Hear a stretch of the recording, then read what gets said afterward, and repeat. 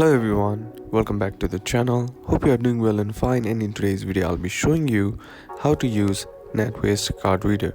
So without wasting any time, let's just jump right on the video and make sure to watch this video till the end and follow the steps as well. So the first thing that you need to do is head over and open up your support center, and there on the search bar what you need to do is type in use NatWest card reader. Now in order to use NatWest card reader, what you need to do is number one, insert your card into the reader, making sure the card number matches the one shown on online banking. Number two, on the card reader, when asked, select function, press the button with the up and down arrows. Number three, when prompted, enter your card's PIN and then press the OK button.